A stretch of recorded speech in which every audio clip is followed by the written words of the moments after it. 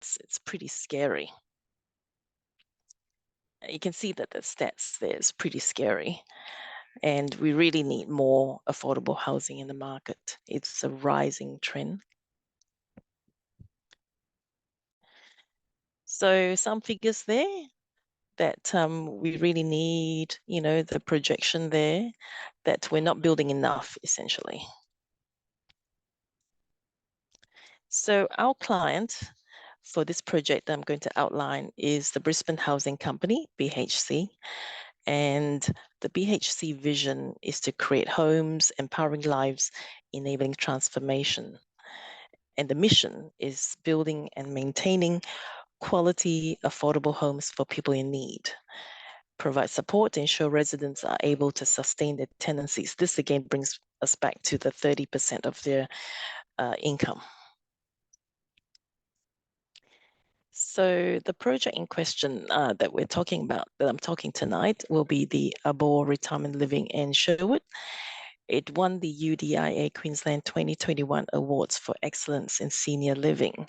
I'll quickly bring you to have a quick look at the YouTube, because that just gives you an overview of the project.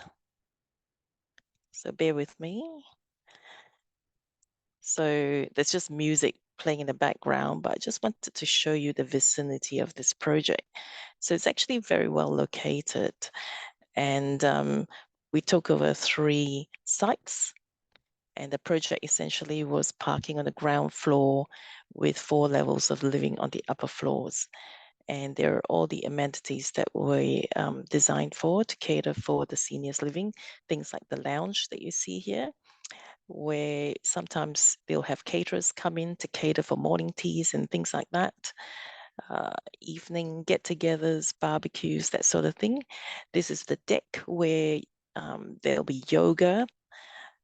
This is not a function room that you can hire. We've also provided a library so that, they can play chess, things like that.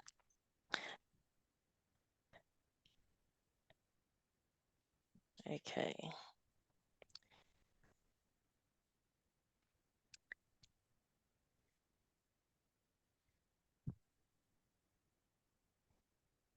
So this is the site. And the site, as I mentioned previously, was made out of 3 individual buildings that we demolished. So that's the existing building there, you can see. So nothing too architectural merit. And these are the street and the neighbors. So you can see that the street has a mixture of buildings. So you've got similar sort of apartment blocks where it's parking and 4 levels of accommodation. You've got townhouses, and you've still got the occasional single dwelling as well. So that's the site plan there. It's Hood Street, and it's around the corner of Oxley and Sherwood. Around here, you've got a state school. You've got a church there. You've got other, a service station, sorry. But you can see that the houses and the apartments are actually on quite small blocks, and we've actually got a huge site here in comparison to the neighbors. This is just the demolition plan to show you what we demolished. So BHC purchased the site, and with that came with an existing development approval. So what this means is that the development approval had 52 car parks already designed, as well as 52 apartments. Actually, no, sorry, it was 52 residence park and 9 visitors park, and then the accommodation above that. On this ground floor park, what they had was 1 lift, a bin store, and a workers' WC, which you can see there, and acoustic fencing, which is what you need to provide. So the DA didn't actually take into account other building services that are required, including things like comms room, switch room, that sort of thing. So this was the DA plan for the typical floors. As you can see, there are just voids through there, which is lovely, because you look into the planting, but this is actually an open to the sky scenario. The problem with that, of course, is that with retirement living and older people, there could be wind-driven rain that comes onto these walkways, and that could be potentially a slip hazard. Something else too to consider is that these walkways are fairly narrow, leading into your entryway, which makes it a problem when you've got someone elderly who may be using a walker, or someone in a potentially wheelchair, that sort of thing. So therefore, this plan doesn't quite work. So the typical floor plans were mainly made out of 2-bedroom apartments. While 2-bedroom apartments might seem like a smallish apartment, but for affordable housing, some people can't afford to rent a 2-bedroom apartment. So the mix was not quite right. So there were only 4 single-bedroom apartments on this whole development, and we needed to provide more single-bedroom for single people. So this is our floor plan that we developed on the ground floor. So it takes into consideration the same number of car parks, but what we did was we also added things like the comms room, pump room for fire services. There's the bin store there. So I think it's a bit blurry. Main switch room, bicycle racks as well. 2 lifts big enough to fit bed trolleys. So the 2 lifts are important because we're talking about older people here. So if, let's say, you put in 1 lift, which was what the DA had, if that lift is out of order, how are the older people going to access the floors or to get out of the building? So that's why 2 lifts was essential. We also had a drop-off area, accessible car parks, and a drop-off area that someone could come in, wait in the lift lobby, sit down, and be picked up. Further along the project, this area was supposed to be for a transformer, and it was discovered that there was no transformer required by engineering services. Therefore, we turned this into like an external seating area so that, again, people sitting here could wait for transportation.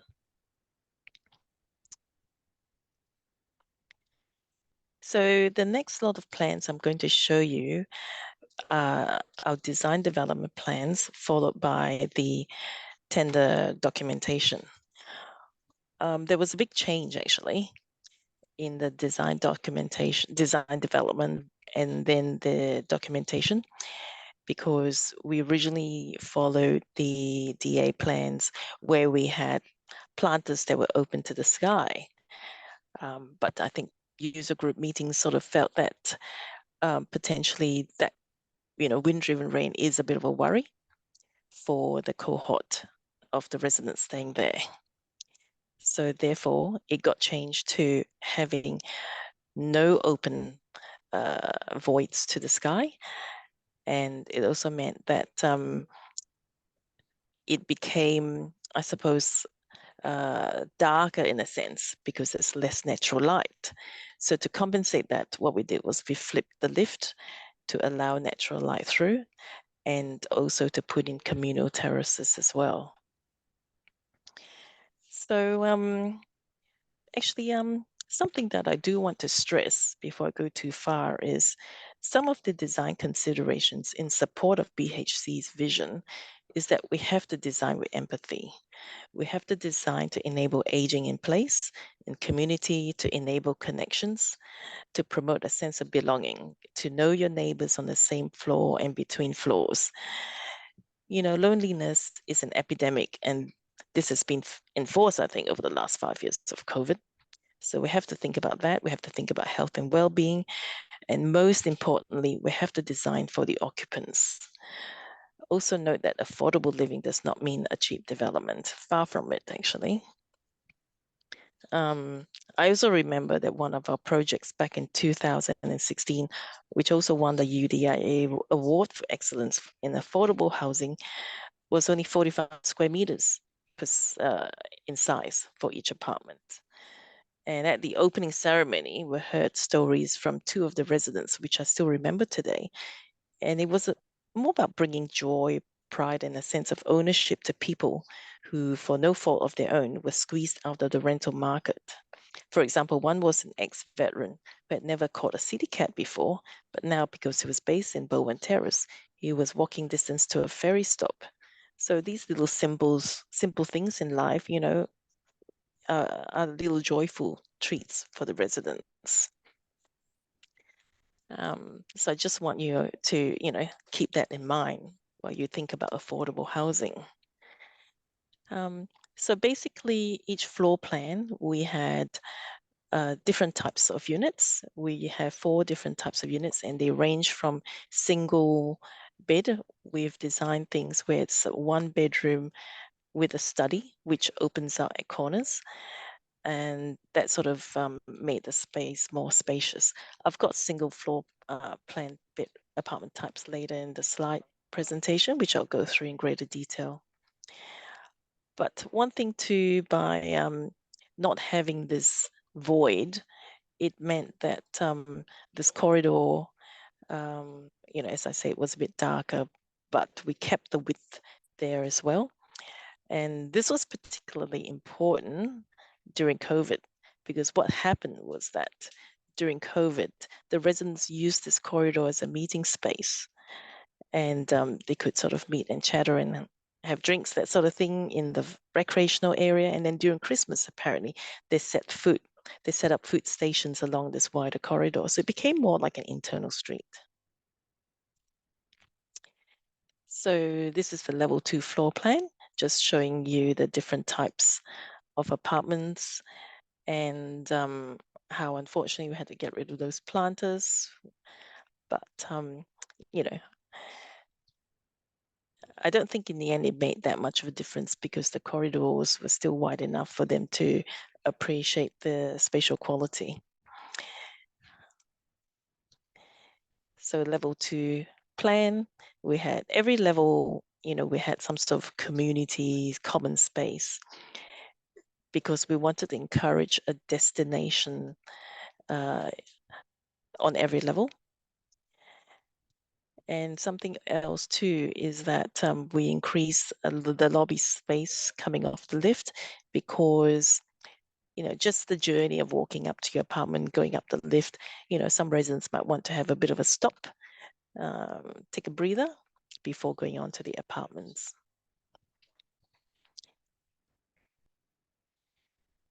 So level 3 plan, again, another recreational area in the original design,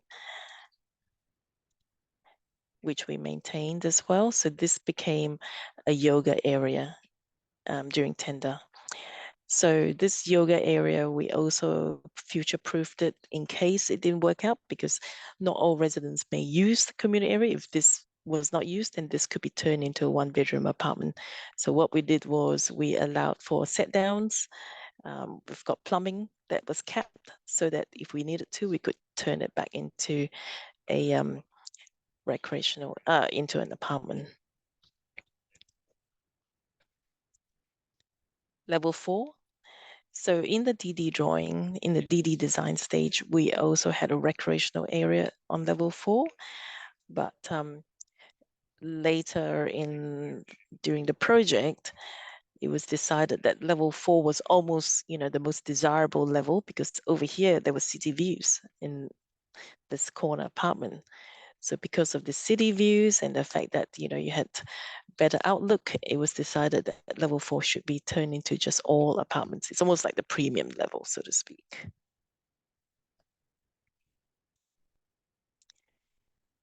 So just showing you the roof design that we did initially and what it ended up being, which is a little bit of a shame, but at street level, though, it wasn't that noticeable.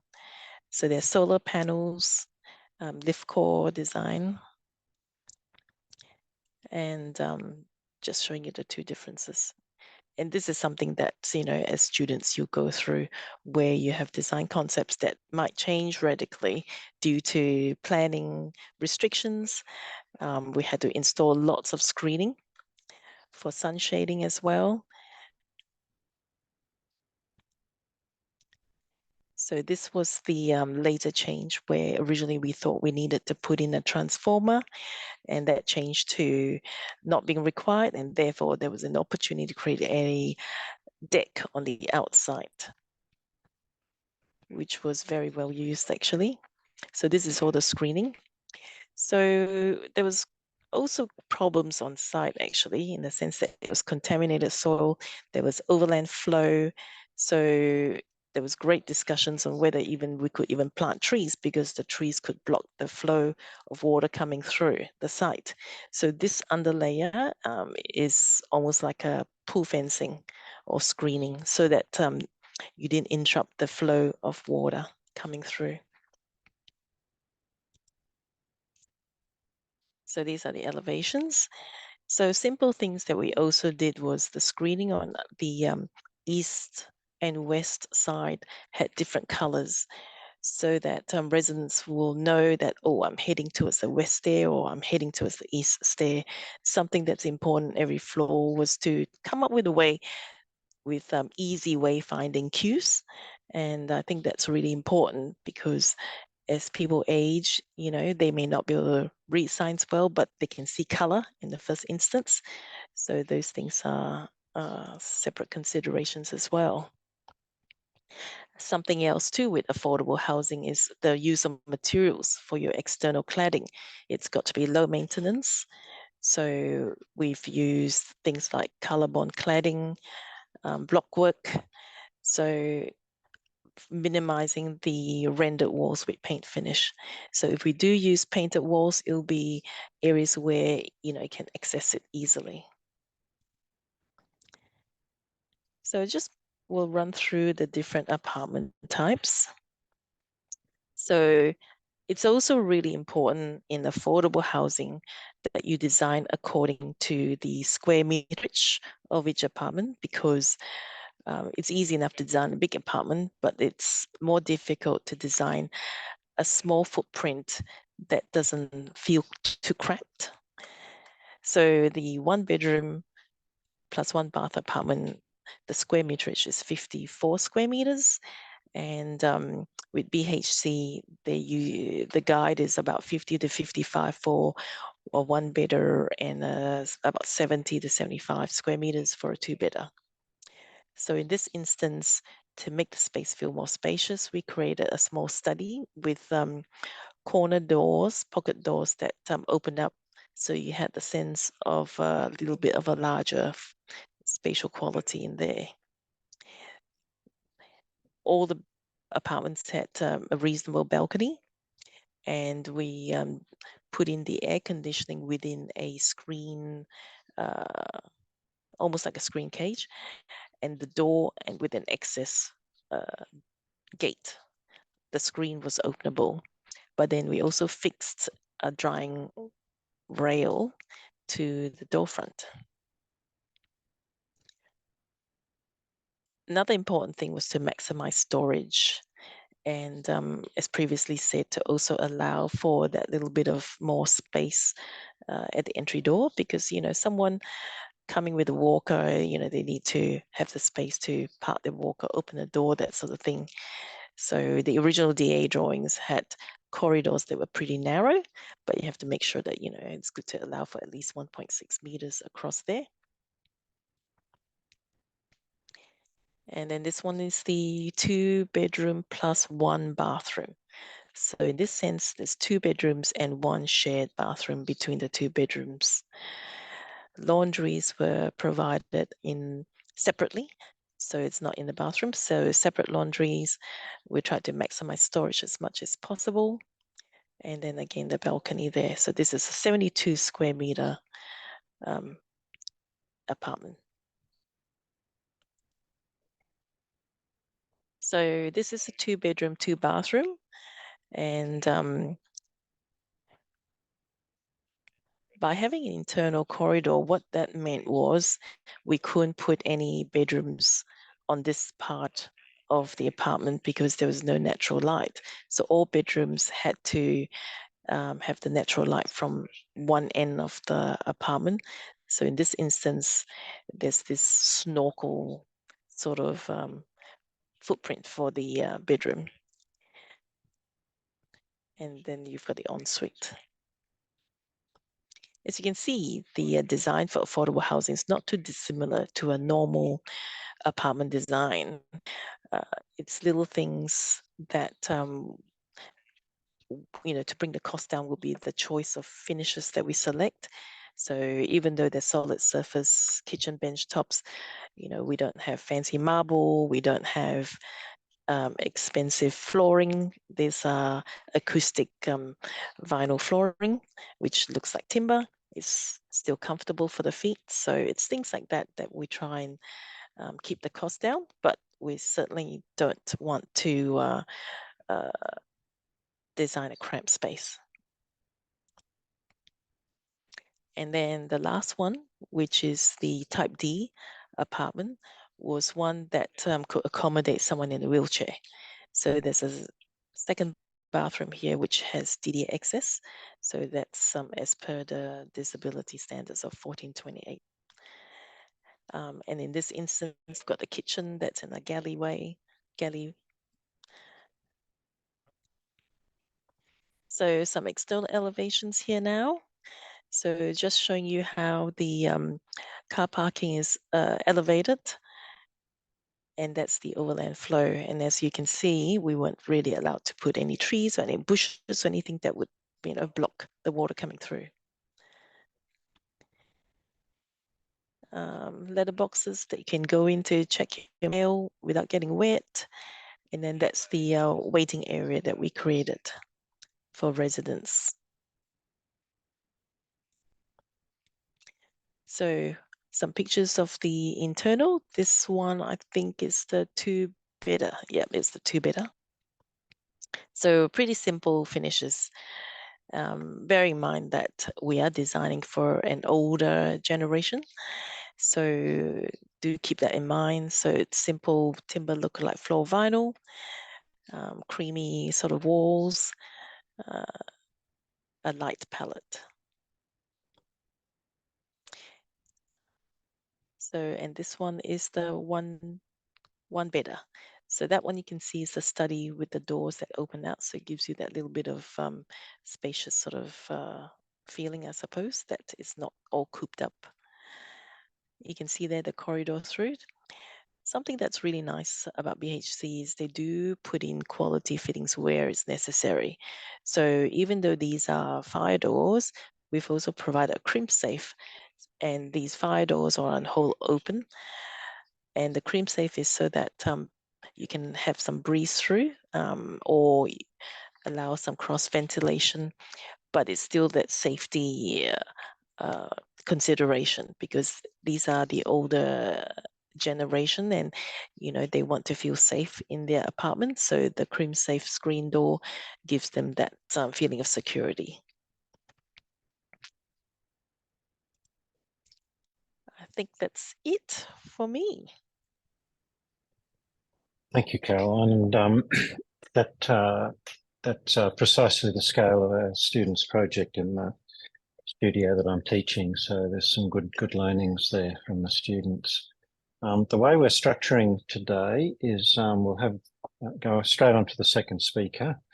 Any questions, if you could just put them in the chat addressed to me, and I'll pass those questions on after our next speaker is finished. So thank you very much, Caroline. You're welcome. If you've got time to hang around, yes, that'd be good. Thank you. So I'll get you to unshare your screen, and I'll introduce our next speaker. Okay.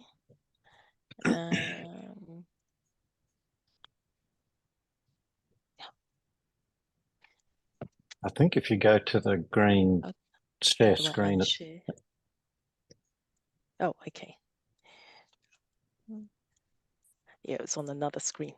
Great, thanks, Caroline. Thank you. I'll let you mute, and Llewellyn, you can unmute. So Llewellyn Griggs is director at Refresh, a much younger practice than Peddle Thorp, but has gained some prominence in the last year or two with some exceptional work that's won awards at the national level of the Institute Awards program. So Llewellyn, we'll hand over to you. Thanks, Mark. Can you hear me? Yes, I wouldn't mind if you could make that a full screen view, would be helpful. I think it should be. Does that? I think you can. Well, first of all, you could close that big box. Yeah, that's better. That's great. Thanks, mate. Okay, perfect.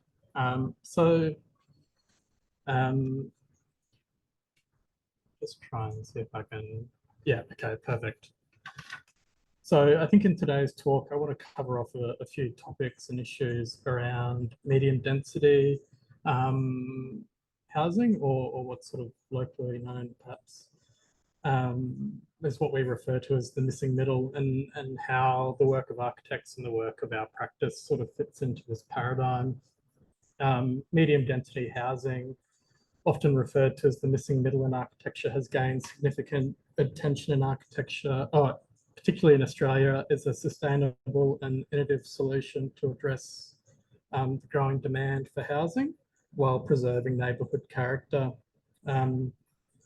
Unlike traditional family homes and high-rise developments, medium density housing seeks to fill the gap between these extremes, providing a diverse range of housing options, and we'll look at how the work of our practice fits into that. I think the housing landscape in Australia, as we know, traditionally has a two-speed gearbox, mostly consisting of renters and owner-occupiers. And I think as of May 2022, 60% of Australian households own their own home with or without a mortgage, and 31% of households rented their own home. Typically, Australians live in either apartment configurations or singular detached houses.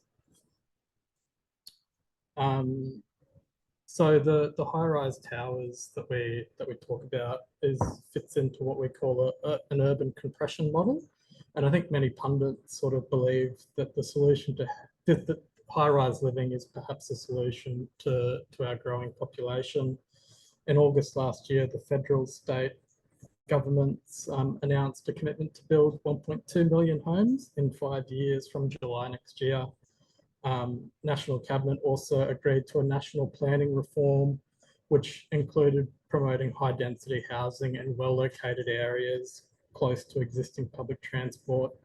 And there's movement towards updating local government strategic plans to reflect housing policy targets. I think my concerns with this as an architect working in this environment is that too often houses become part of a commodity market, and these types of apartments are largely developer driven and often sold to overseas investors and then rented back to local with little to no consideration of end users. On the other hand, we have the Great Australian Dream, and in its narrowest sense is a belief that in Australia, home ownership can lead to a better life, and is often an expression of success and security. And I love the sort of the castle sort of reference that I think typically Australians want to live on a freestanding house on a quarter-acre block. I think this psyche about Australians owning their own homes is often unquestioned, and the pursuit of this dream reflects the desire for stability, financial security, and a sense of belonging. So what does all of this mean? I think as mentioned, the living arrangements in Australia can be typically categorised into two sort of arrangements. And I think this cartoon on the left is a bit of a joke, as what's known as the concentric ring model.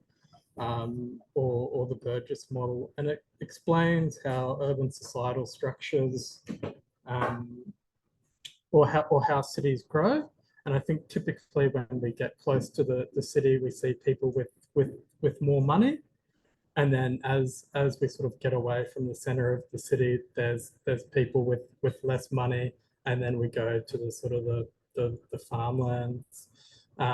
As we say, this urban compression model is the high-rise towers that happen close to the city, and then the urban sprawl that we see in our suburbs are areas up to 25 kilometres from the CBD. I think this model was one of the earliest theoretical views on how urban structures, I think, or urban settlements grew in America, but I think it's largely relevant in viewing Australian cities in this lens. Have I confused everyone? Well, I suppose I'm on Zoom, so no one can really answer me, but probably.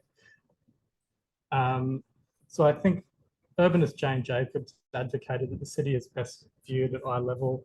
The views from high rises can be stunning, but you aren't able to see people in a way that allows for connection.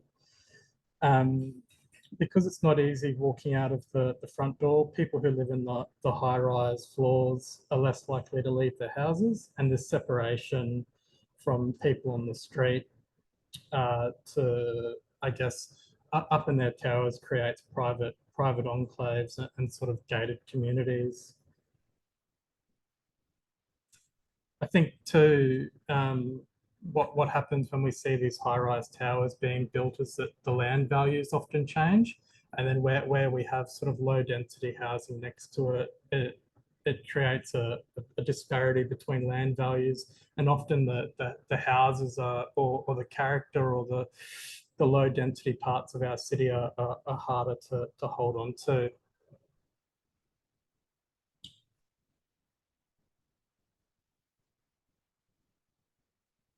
So I think, yeah.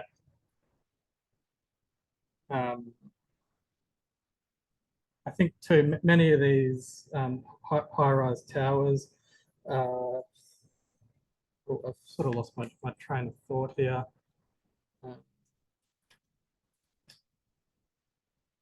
I think too, there's significant studies that sort of suggest that in these apartment complexes beyond sort of 70 units, it's impossible to meet and interact with your immediate community. And I think, yeah, as we say, when we create neighbourhoods that are with buildings that are greater than 5 or 6 stories, you lose a connection, and you're unable to see the faces of people in the buildings, and there's less of a connection in a human scale with these sorts of neighbourhoods that we're sort of starting to see in places like Sydney.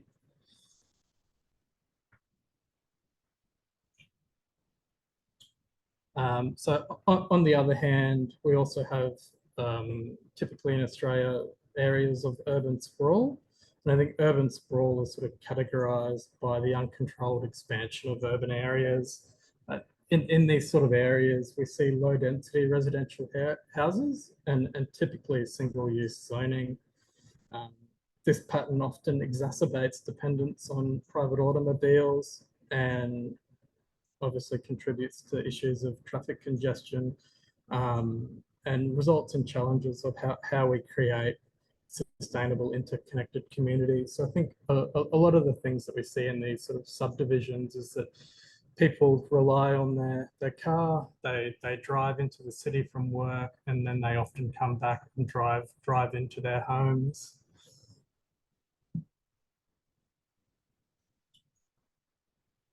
I think urban sprawl has typically contains similar identical typologies. It sits on parcels of land with nearly identical specification. And I think when we look at these sort of building products, standardization reduces cost. And since materials, which often come overseas, can be ordered in bulk, this quickens up the pace of construction, but not necessarily the quality of it. I think some urban planners and social scientists have linked this trend towards standardization to the rising influence of globalization. I think furthermore, urban sprawl has been correlated with a sense of energy use, pollution, traffic congestion, and some of the issues that Caroline just spoke about with the decline in community and distinctiveness and cohesiveness. In addition, by increasing the physical environmental footprints of metropolitan areas, the phenomenon leads to destruction of wildlife habitat and fragmentation of remaining natural areas. So I think I've spoken a lot about the problems with how our cities work, but how about some solutions? I think as architects, we believe that the solutions to this lie somewhere in between the middle, between the high-rise towers and the detached dwellings. And we sort of see the seeding of small-scale stuff, 1, 2, 3 bedroom homes in verticality is sort of a connective tissue that's an exciting idea to us. So who would want to live in and around and close to the city, and particularly in Brisbane? I think you can kind of see these rings that I was referring to. If this is the sort of the Brisbane River, and the red dot is the what we consider the inner city, we ask ourselves the questions, well, who would want to live here? I think in areas like Berlin and Germany, we have Big Yard, which is a mixed-use housing sort of complex completed in 2010. The building consists of 23 townhouses, which are aligned to create a homogeneous volume with 10 summer houses and 12 sort of affordable housing units in it. I think schemes like this with sort of communal courtyards and apartments that look onto each other is that it has the advantages of one's home combined with the density of a residential estate, giving significance to the aspect of community.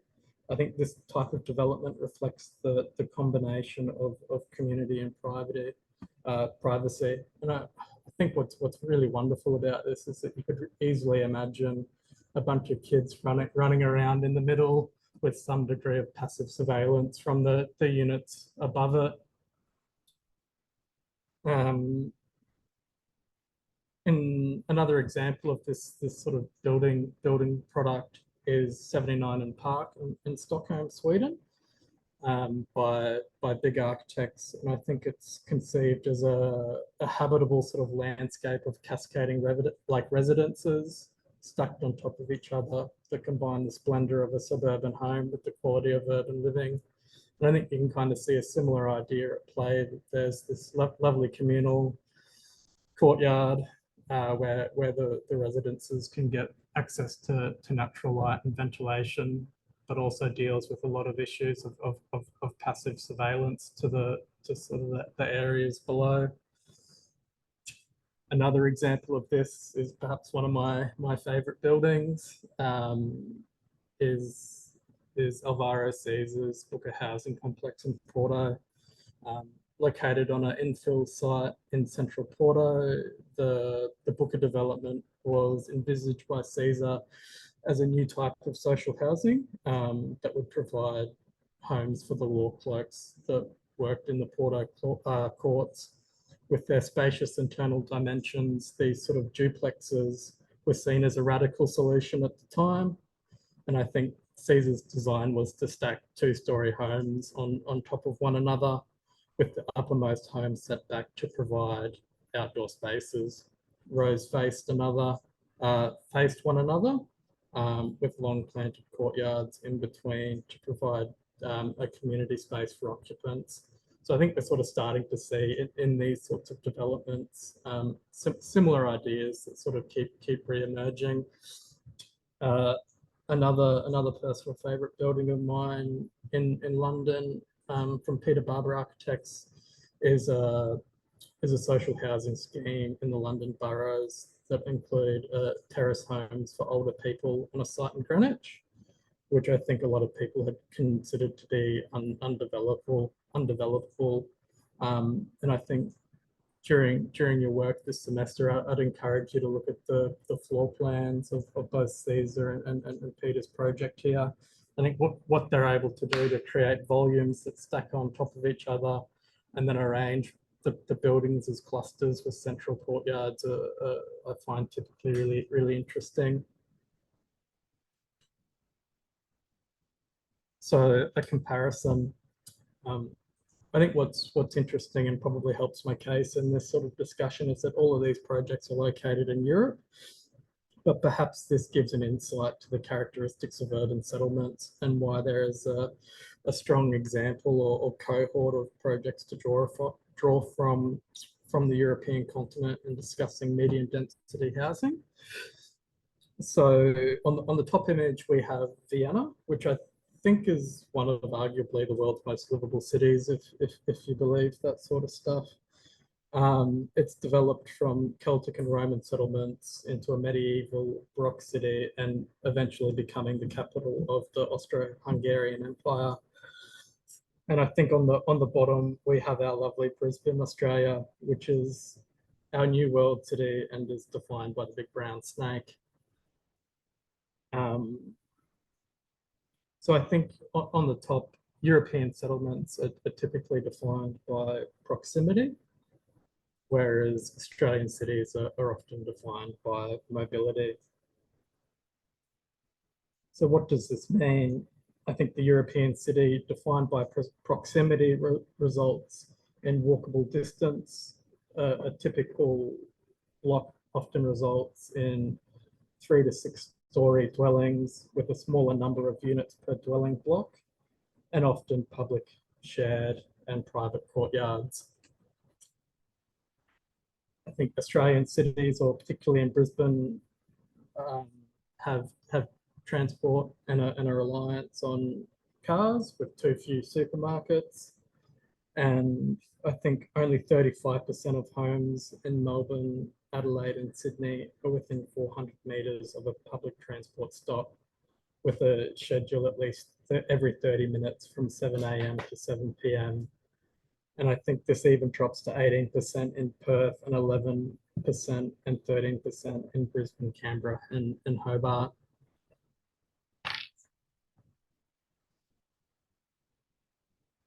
So I think if we compare the two, Vienna has a population of 1.7 million people and a size of 414 square meters. Well, that can't be right.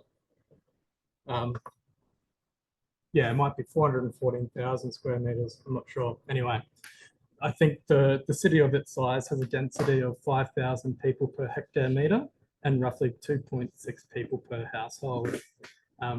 If we were to take our lovely city, Brisbane, we have a population of around 2.5 million people with a size of 6,000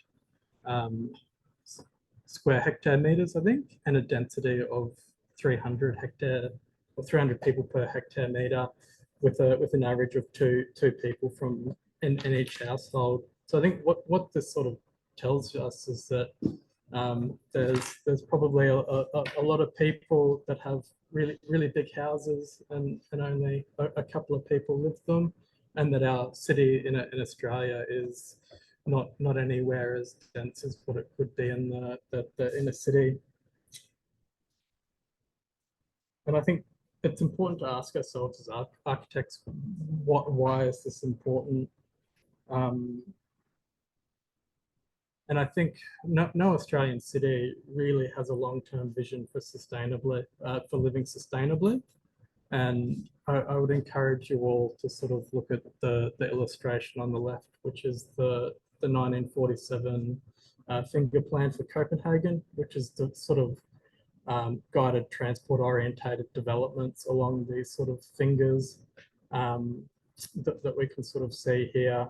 And I think Copenhagen has the ambitions to become one of the first zero carbon cities in the world.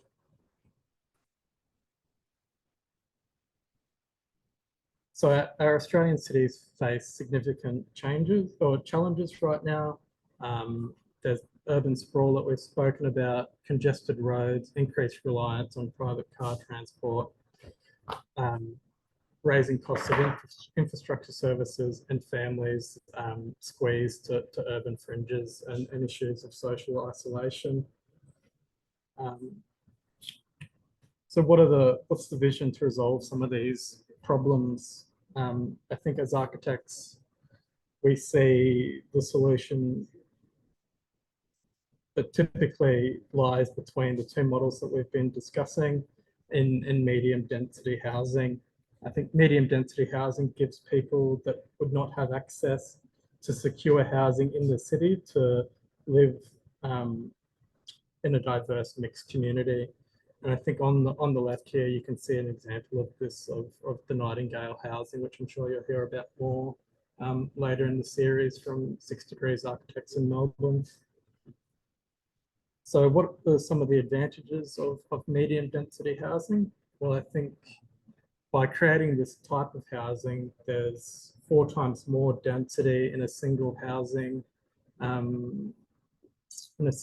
area, which combats urban sprawl. It makes communities and suburbs more walkable urban neighbourhoods with a social fabric. There's less distances, meaning that there's less cost of infrastructure. And I think an adequate mix of public and semi-private green spaces, along with sort of creating a human scale to the building. So what does any of this really have to do with us? I think as a practice, we've been undertaking projects in this medium density or missing middle project sector for a long period of time. And we've been advocates for the missing middle as a really sort of a rational way for our city to grow here in Brisbane. On the image on the far left is a project example of ours called Longfellow Terraces in Norman Park. And it creates 4 3-bedroom dwellings on 538 square metre site in Norman Park, with an existing cottage that you can kind of see on the left. And we have four cars, or 4 double garages attached to each of these sort of townhouses. In the valley, we have 4 3-bedroom dwellings on a 330 square metre site, and the site was 7.2 metres wide. And I think before we sort of came up with this housing solution, it really just used to be a laneway with a car park in it. As part of the project, we had to keep the car parks for the commercial tenancy above it. But we also sort of created four new houses where previously there would have been nothing. I think this housing scheme council fought us on it for the better part of 2 years in the development approval process, and then they keep inviting us back to give presentations to them on how great they think it is. Another example of our work in this area is a similar sort of scheme, in the sense that we've got an existing cottage and we create 5 3-bedroom dwellings on a 760 square metre site with 5 double garages. So I think you can kind of start to see a few trends in what we do, but also drawing from a few ideas of the work that we've sort of shown you in the lecture before. So what do all of these projects have in common? Well, to put simply, it's the vibe of the thing. Well, it's not, but I'll look to try and explain how a few of these things come together with some diagrams. Hawthorn Siblings is a project that we finished probably close to a couple of years ago. And I think it's a densification development consisting of, again, an existing house relocation and construction of a pair of 2 new freehold houses. And they're a three-story, 3-bedroom houses, and the site formerly had one single home on a 600 square metre site. The original zoning and planning controls in this instance assumed that the site could only really have one single 2-story house on it, which I think is largely beyond the reach of many potential occupants. I think typically when we look at these sites, a lot of the value of the property isn't in the existing building, but the land in itself. And through challenging these long accepted planning controls and traditional development typology, our proposal here reuses existing building stock, being the cottage, and creates 2 new freehold dwellings, which otherwise never have existed. And I think Hawthorne siblings are an example of how good design can overcome preconceived biases against higher density, and how affordable micro lot developments without adversely impacting the surrounding community are probably a pretty good example of how we can unlock underutilized parcels of land here in Brisbane. So how does something like this work? I'm guessing you're probably all wondering, and particularly when you get into your design. So we strategically position this development as a code-accessible DA, whilst enabling the works to be undertaken over 2 stages. The first stage involved the subdivision of the existing house from 1 lot into 2.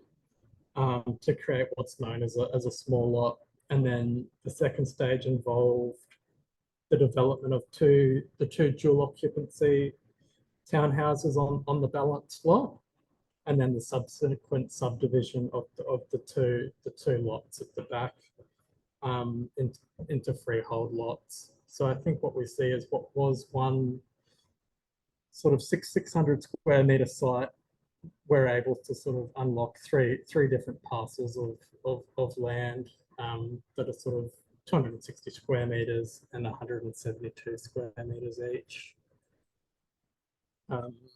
Given that we're now subjected to the multi-residential code, we need to come up with some deep planting and private open space areas. And these are sort of located, the deep planting is sort of located at the rear of the sites. And then the private open space is these courtyards that we then sort of cut in between the 2 houses at the rear and at the front of the side of the existing cottage. And then under this sort of multi-residential code, where we're only able to have 50% site cover, where we then sort of wrap the building as much as we can to achieve a 50% site cover on the balanced lots. And you can kind of see here how the diagram sort of starts to work, is that the cars are sort of funneled in with separate driveways, and then we borrow space from the garages to create the sort of the courtyards. So these sort of projects are sort of an exercise in how good your Tetris is.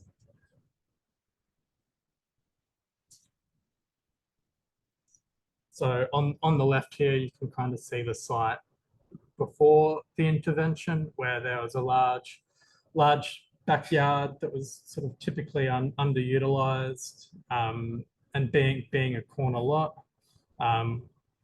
we're able to find an opportunity here that probably most people would look past.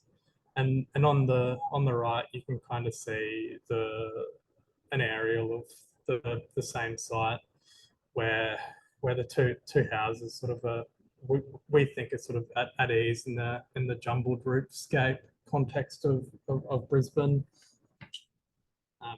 So I think when traditionally purchasing a property like this, similar to that prior to intervention, as I said, the cost is typically tied up in land value. And I think as a result of this, there's often poor or underutilized building stock. So you can kind of see that the house is in particularly great shape. As such, these micro lot opportunities challenge the status quo. And I think by keeping the lot smaller or unlocking parcels of land that are underutilized, we're able to put value back into the dwellings and enhancing the lives of the people that live there. But I think too, what's important to consider is that we're able to produce a building product that appeals to a developer, but also an end user, reminding us that the good design and not council planning controls or buildings that created by real estate agents are a logical way forward to create buildings in our city. I think too, as a practice, we're incredibly conscious of not just undertaking these developer-driven products for the private sector, but also that we want to make architecture more accessible to people and make it less about the contents, the taps, the tiles, all of that sort of stuff, but more about atmosphere.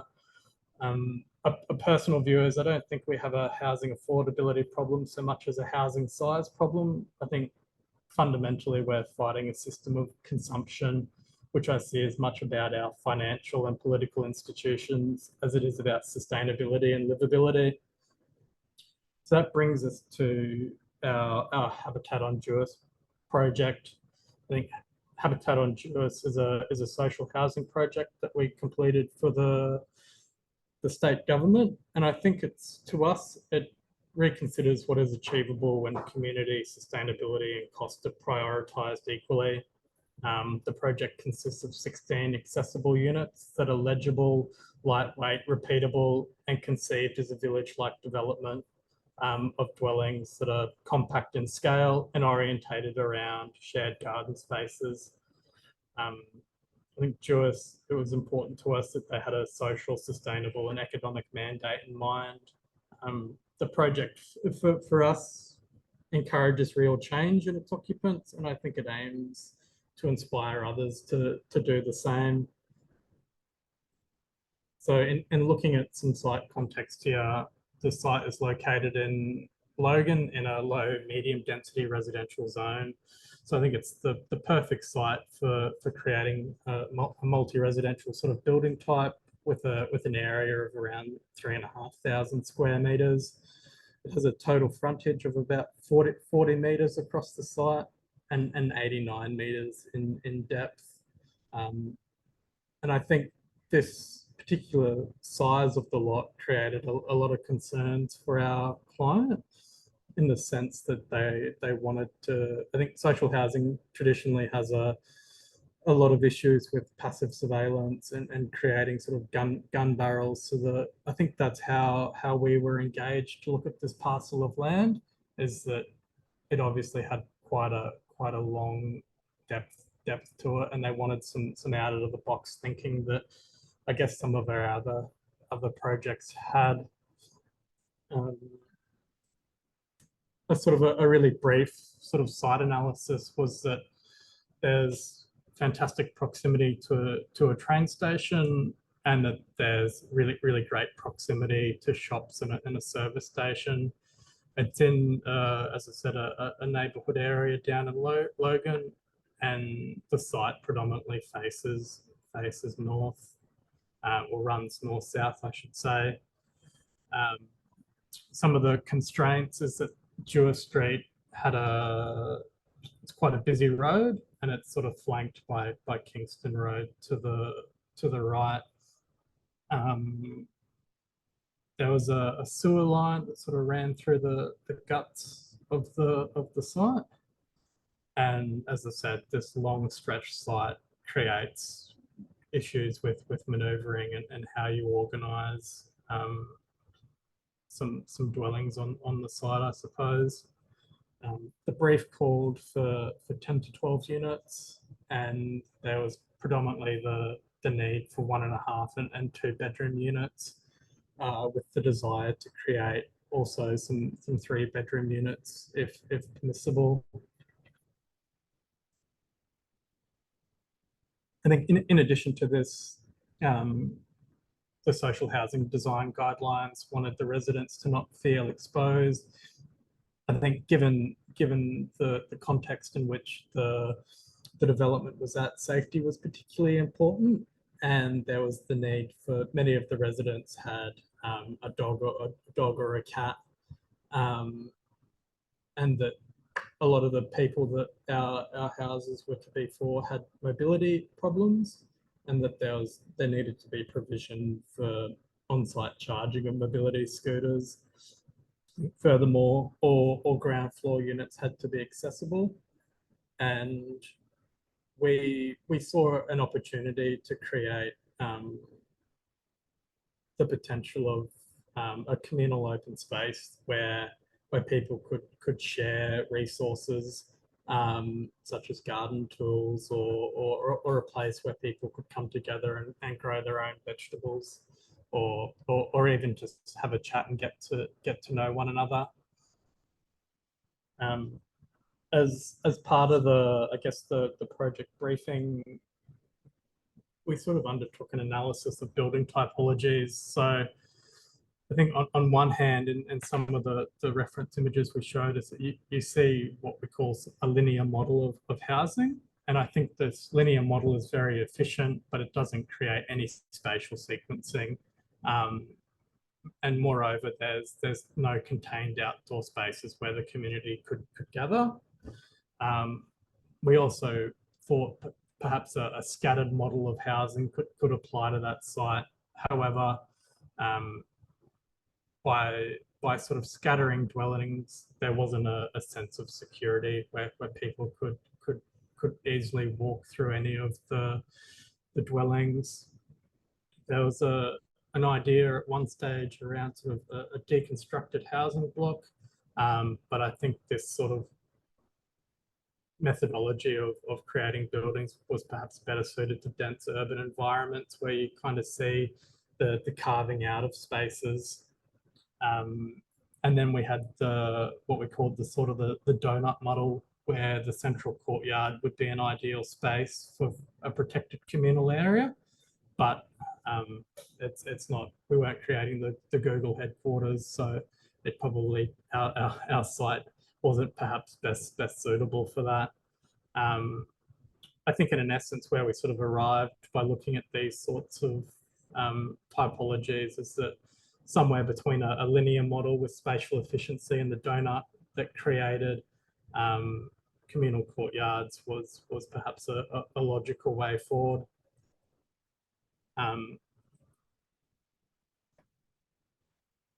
So I think if we can sort of briefly run through in a diagrammatic sense, the design strategy that we worked through is that the bulk of the buildings or the dwellings that we were creating were then to be sort of broken down into smaller volumes. And by virtue of that, we were able to sort of create a north-south ventilation, but also access to passive solar gains. What this sort of resulted in is that all of the units ran north-south, and there was some consideration for a communal courtyard in the middle. I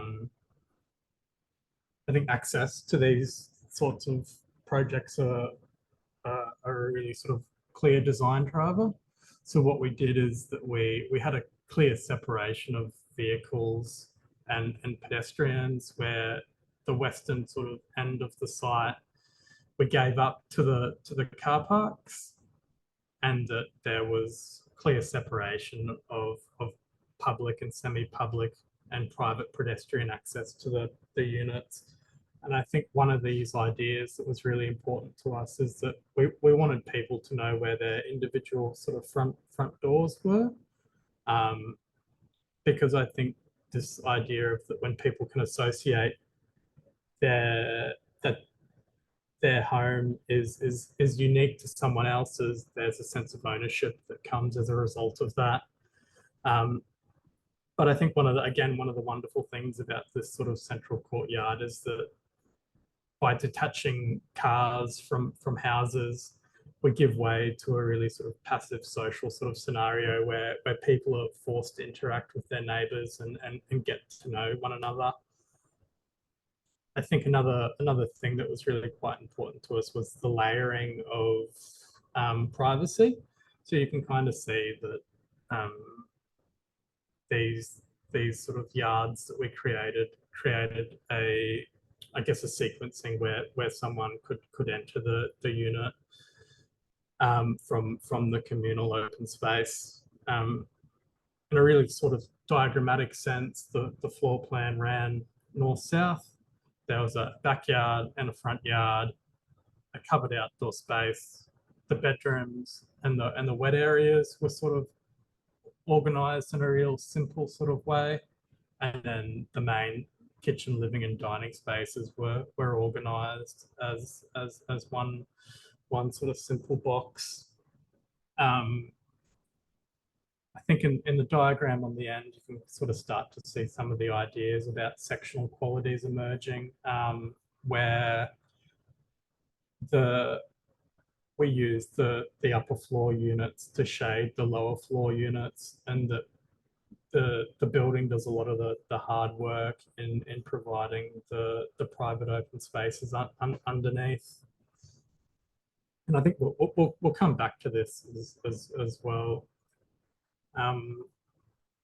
As part of the brief or the initial sort of design of the housing scheme, we had to do I guess a development study.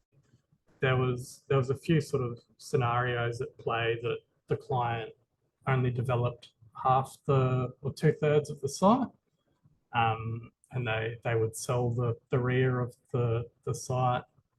I won't dwell you or bore you with the sort of the data, but in option 2, we looked at, well, what are the chances of providing more public housing or an opportunity for private development. In option 3, there was a consideration, and in option 4 as well, the consideration for did a social enterprise sort of find its way in, and what that was a little bit vague, but we could have envisioned a small retail component or a coffee shop, or a small sort of commercial tenancy as part of the project. But where we sort of landed on was that if we could work through these communal courtyards, there was enough confidence to suggest that we could actually provide more housing than what the clients originally were after.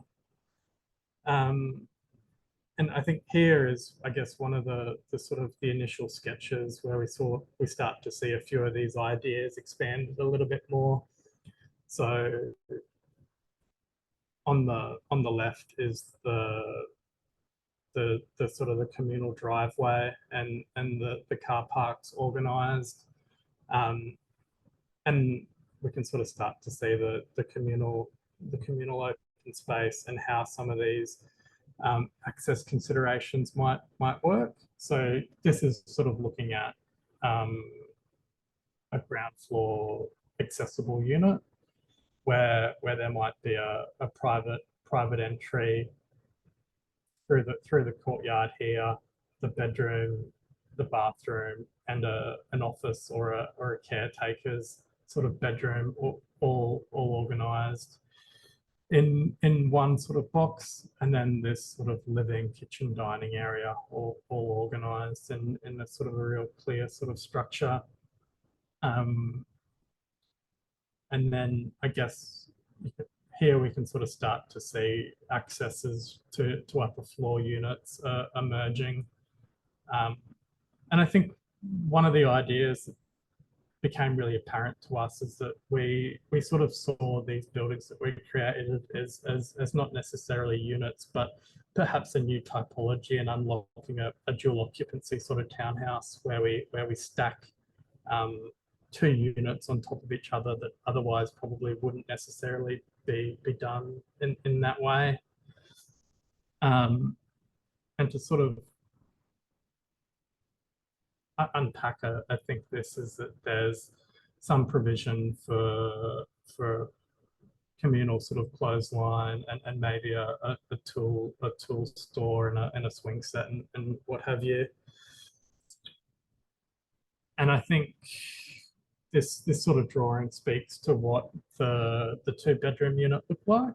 So you can kind of see how we pull a stair up through the middle of the block, and how we change the layout slightly, that there's a bedroom at the front, a bathroom in the middle, a laundry tucked in through the entrance, and again a kitchen, living, dining space on the left.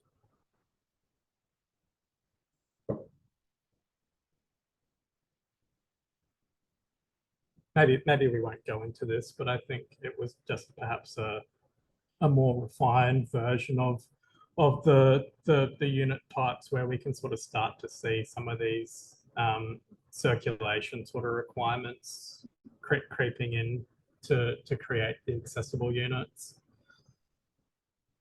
And in its sort of first instance here, you can get a sense of what the units look like.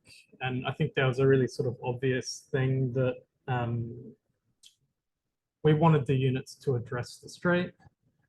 We wanted to create clear pedestrian access to the units where people could associate the units or read them separately from one another. And I guess you can kind of get a sense of what the car park is doing here. An initial sort of 3D image of how that sort of communal open space acts as a buffer between the units, but also how by having the units look onto this space, there's this this passive surveillance between the two apartments. Another 3D image that gives some indication of the qualities of spaces that we were trying to create. And I think from the outset, there was a really strong desire to use a lot of brickwork. I think contextually brick was used in the local area quite frequently. There's the Kingston Butter Factory, that's a lovely brick building. But we also see brick in this instance as sort of being incredibly hard wearing, zero maintenance, and something that defines a human scale is that one person can hold a brick in their hand. And I think it has a lovely quality to it in this sort of application. Again, some more 3D imagery of how the scheme sort of looked like before the development of I guess the full site. And I think here you can sort of start to see spaces where pickup and drop-off areas would be located, and how these sort of communal front and rear yards sort of start to mediate between the street and the built form. So dealing with that layering of privacy that we've been talking about. I think projects like Habitat on Jewess to us underscore the desire to exhibit the Q design principles, or it was an important part of the brief, and particularly from the client as well, to achieve better urban design outcomes. The design prioritised really detached, lightweight buildings with simple and affordable construction systems. And I think too, we can kind of see that the planning is efficient, delivering smaller and smarter housing. They inclusively meet the standards of people with varying ability and phases of life, and there is flexibility to accommodate shifting demographics in the social housing and changing patterns of living and working, and allowing residents to age in place. So some of the, I guess, the principles that will probably be applicable to us and to the students' work is that to be climate responsive. So in our case, all of the units were orientated north and south. To be inspired by local place, character, form, and culture. To work with and enhance natural systems such as landscape and biodiversity. I think as part of that, all of the water in our instance is retained on site and is used or is captured in rainwater tanks and then used to irrigate the landscaping of the project. It also meant that there was an opportunity to avoid just rainwater going straight into the stormwater catchment.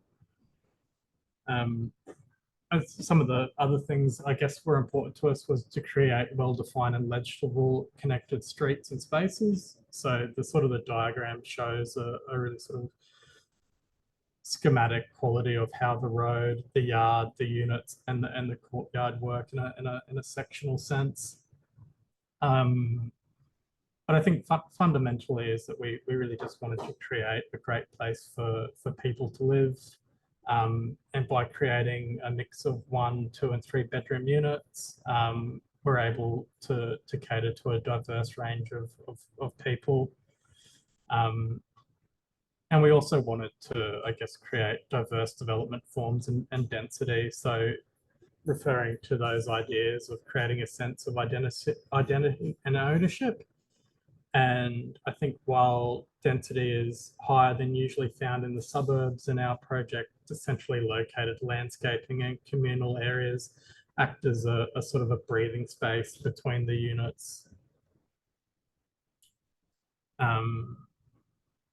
We wanted to embed opportunities for adaptation and change. And we also wanted to lead by example. So I think there's a lot of these housing projects around, but I think very few of them have ambition or challenge the sort of the status quo, I suppose.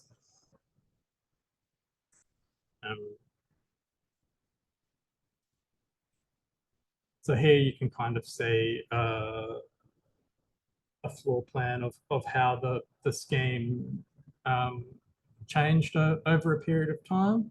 So I think in the 3D views, the 2 unit blocks that we'd illustrated before almost shifted to the rear of the site, and then we brought in a 3 bedroom townhouse at either end of the row facing the street, and I guess a 2 bedroom terrace house. And I think these units are probably my favourite because they have these sort of internal courtyards that really sort of allow that second bedroom to get access to natural light and ventilation, but also make the sort of the row housing configuration work.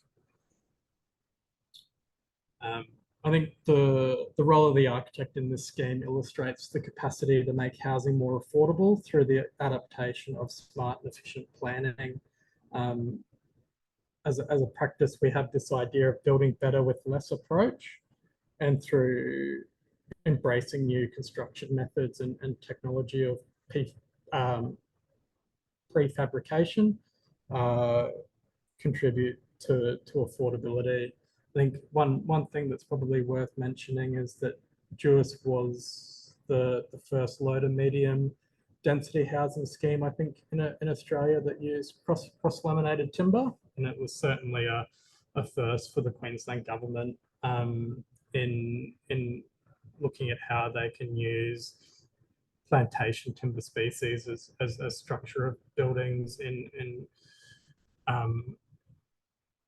I think by using elements of prefabricated building products, where we're able to sort of speed up efficiency of construction and really avoid sort of building products like form concrete, where they typically have to form up large slabs, pour them, and strip strip them. I think in our scenario, by using the sort of the cross-laminated timber as structure of the building, is that they could crane these large sections of timber in for the floors and walls of the units, and then continue to build on top of it from there.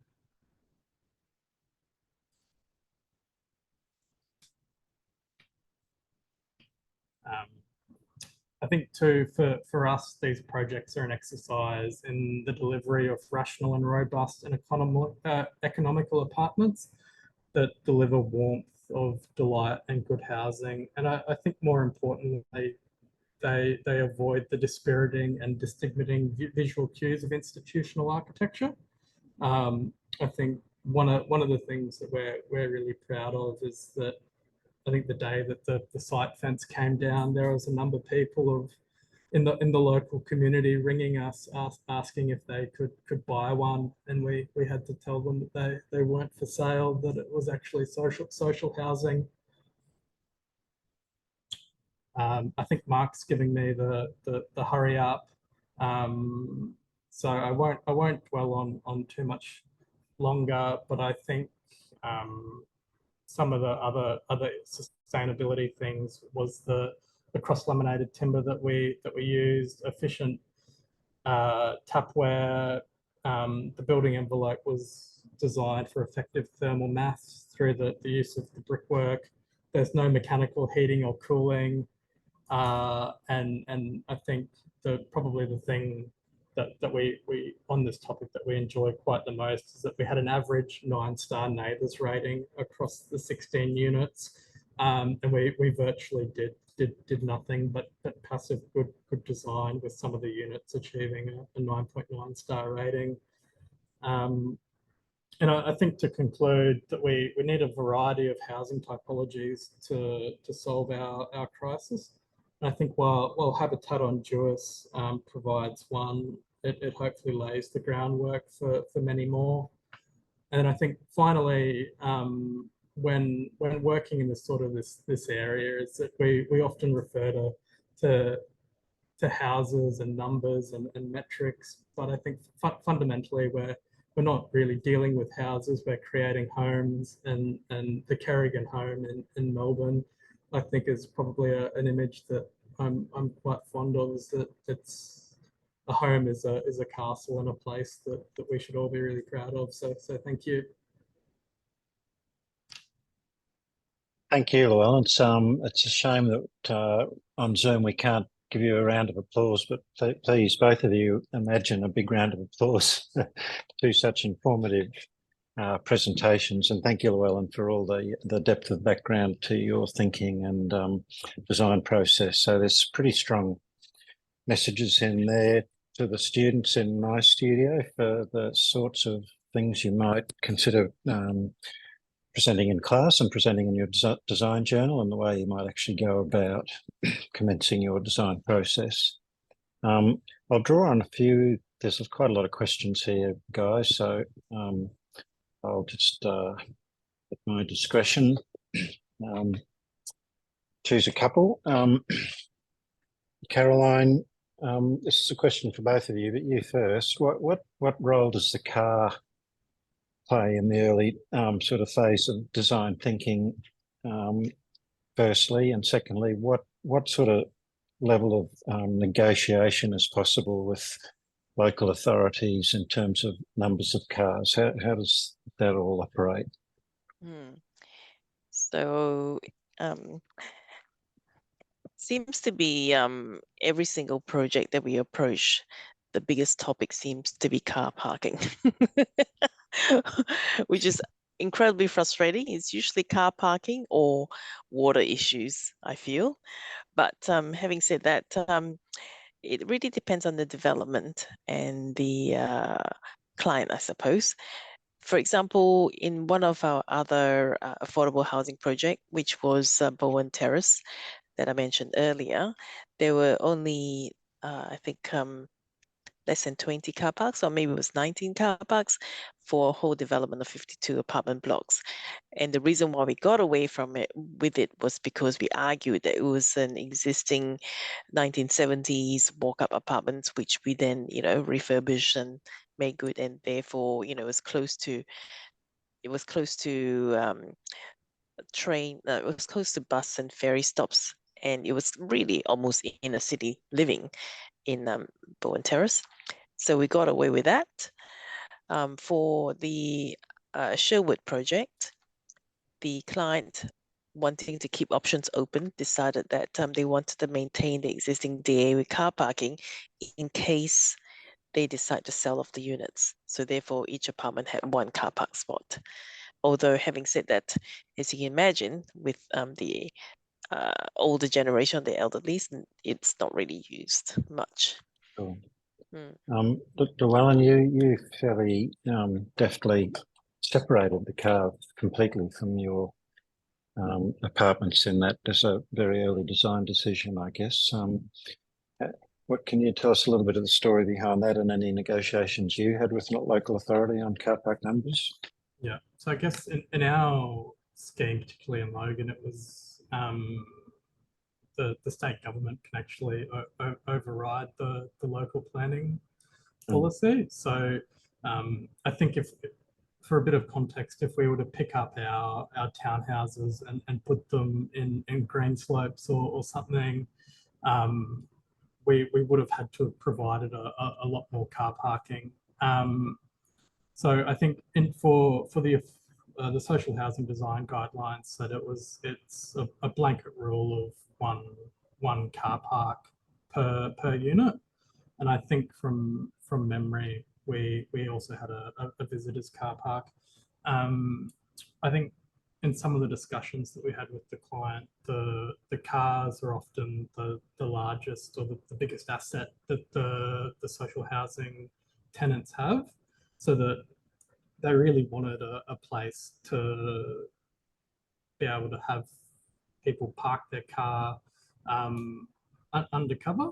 But I think in terms of separating it from the units, it was really a sort of a strategy that I think drove the affordability, is that if we look at areas in houses, often the garage is probably the most expensive part of the building, because it's such a big area where the car might sit for really a fraction of the time.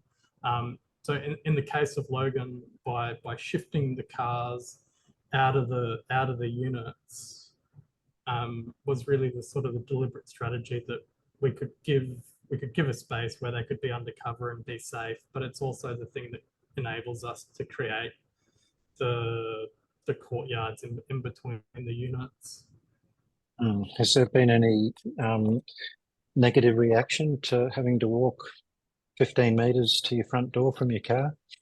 I don't think so. And I think there was, we sort of surprisingly get this question a fair bit, is what do people do when it rains, or was there ever any need for covered walkways and things like that? But the answer is no. All of the tenants that we've met, and in the post-occupancy evaluations that we've done, don't have any issues in walking the short distance to the car, because what they get back in return is the space for the dog to run around, a place for the kids to play, a place to sit outside when the weather is permitting it. And so I think, yeah, there's really sort of, we've had no complaints whatsoever, because I think that the upside of what they got back in return is so much valuable than having say a garage or a carport. Yep. Okay. Thank you to Ellie for that question. From Jack, what strategies can architects apply to ensure that community spaces actually encourage community use and don't become unused? So, Caroline, with your yoga space, for example, and such spaces in your buildings, what are some design strategies you might consider to make them attractive to people? We actually tried to have some recreational spaces on every floor, and to the credit, BHC actually organizes quite regularly events. So, and that encourages people to attend because these events are free. So everyone, would come to the recreational area if they knew that there was a free barbecue being put on, or there were drinks. And I think they were even saying that they had caterers come in to do some catering for the residents of special occasions. Of course, you can't actually cater for everyone because some people are more reclusive than others. But, we do try to enhance these spaces to make sure that people want. And you find that because the apartments are on the smaller side, people will come out to use those common spaces. And the only thing is, making it open, friendly, easy to use. And we thought of everything. For example, if a grandmother's there and they want to bring the child out, they can enjoy the deck or to do things like that. So, Llewellyn, you've got quite a few units looking into those principal internal spaces. Have you had any feedback as to how that space is used or not used, and its in fact its value as a space to be observed? Yeah, so I think for us is that we encouraged, or we did. I think the design almost facilitated that people had to use the communal open spaces. That to get to one's unit, they have to go past that space, and I think by virtue of that is that there's an accountability associated with the space. Is that if that's essentially your front door, there's a sense of pride and a sense of place that is associated to the communal areas.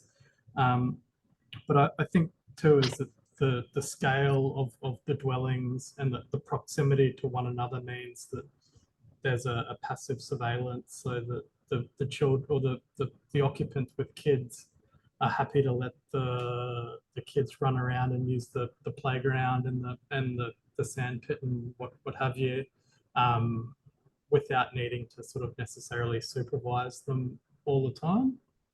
And I think equally there's been provision for a communal clothesline and a communal sort of barbecue. And I think what that allows is that for people to come outside of the units and interact with their neighbours. So I think by all reports, and we've been back quite frequently, and I think the only person that's ever been told off down there was me giving the jury presentation because someone had a little baby sleeping and we were talking too much. But I think by all reports the residents quite like these spaces. Okay. And there's another nice question. I can't quite pick the name, but about community gardening, I guess urban farming. What are the opportunities in these sorts of developments, or challenges and opportunities in these sorts of developments for community gardening, do you think? Probably doesn't apply to your retirement village as such as much, Caroline, but certainly Llewellyn, you've sort of got the space there that could be allocated. Yeah, I think it was on the sort of that topic. We had provisions that each of the units had a localized planter bed in the sort of the communal courtyard. Some people use it, some people don't.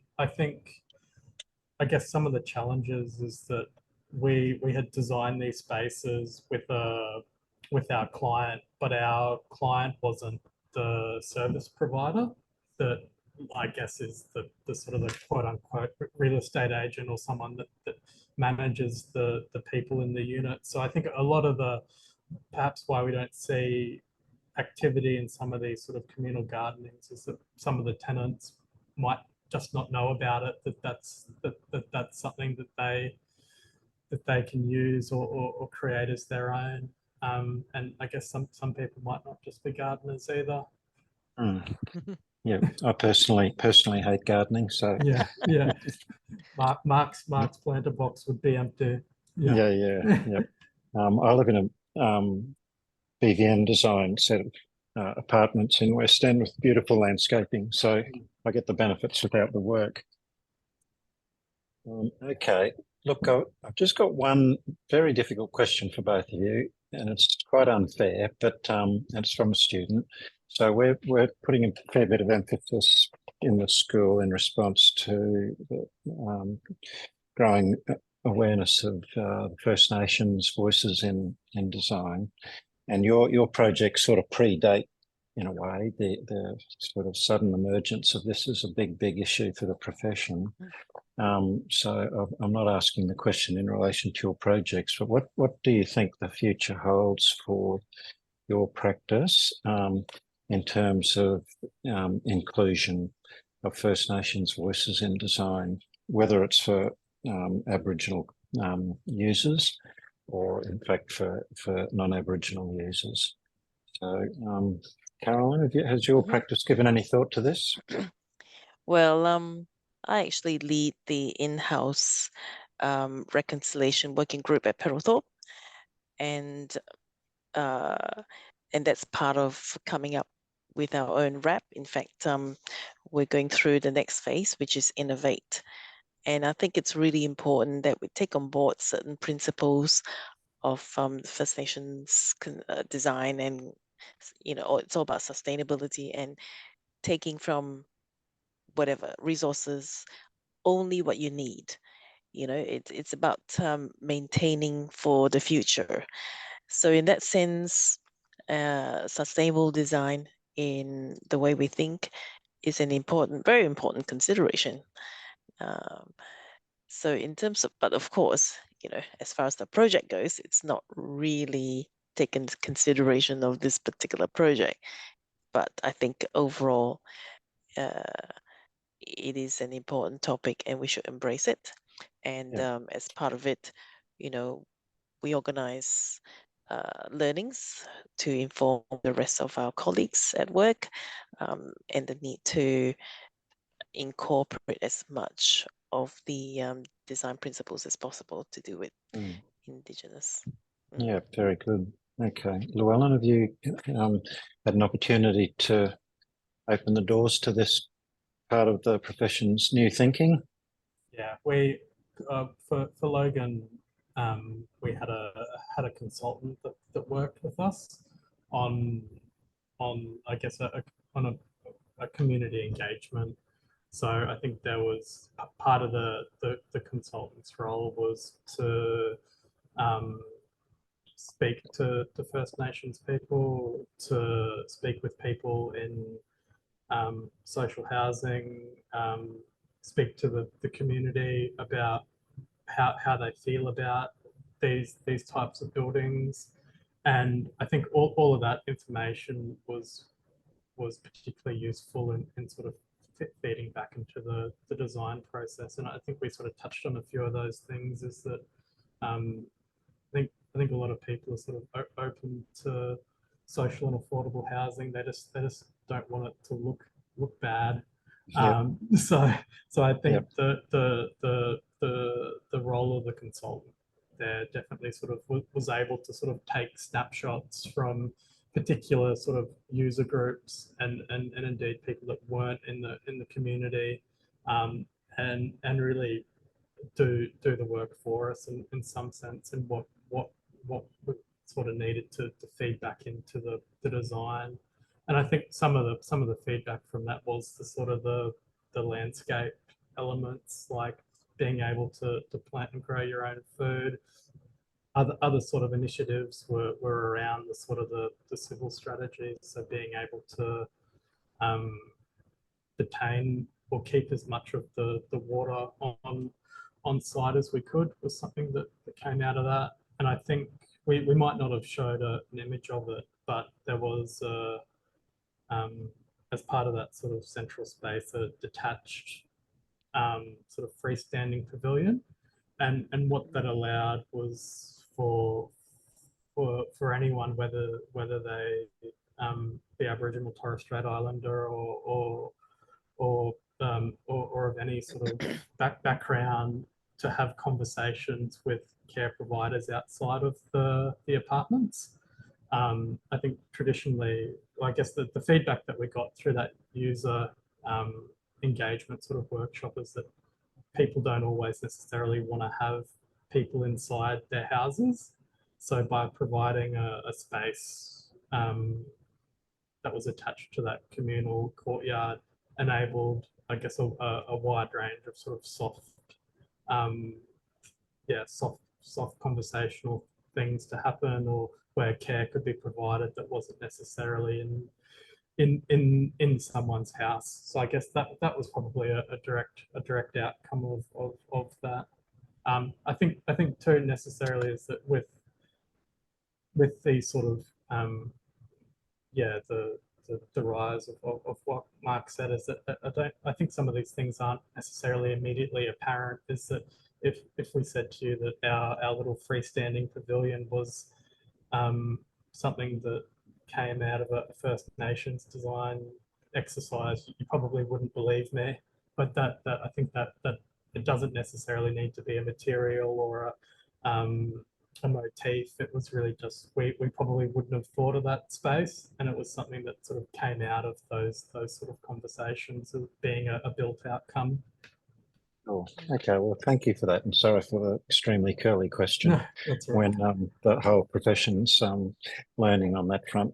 Look, I think we'll let all these exhausted students in their first week of semester have an extra 15 minutes sleep tonight. But if anyone's got access to an applause button, just whack it. But thank you very, very much for being so generous with your time, both of you, and highly applicable format from you, Caroline, and some wonderful floor layouts for the students to learn from. Mm-hmm. And for Llewellyn, again, thank you for the design thinking in the process and presenting that beautiful outcome. It's been so highly acclaimed around the profession already, but congratulations on that. Thanks, Mark. Thank you. So we'll end the session, and I look forward to seeing students next week. See you. Thanks, Mark. Thanks, everyone. Thank you.